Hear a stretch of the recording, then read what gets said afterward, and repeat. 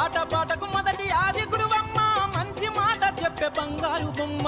5 ఏళ్ల వయసులో పలక చేతికిచ్చి బడికి ఓ బిడ్డని బతుకు బాట చూపి,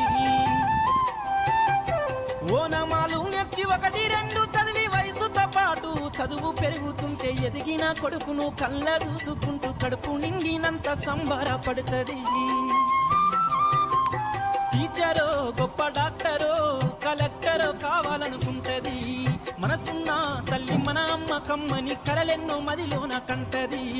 జన్మనిచ్చిన అమ్మ రాతి బొమ్మ కాదు, జగమంత జన్మంత కొలిచేటి దైవము అమ్మా.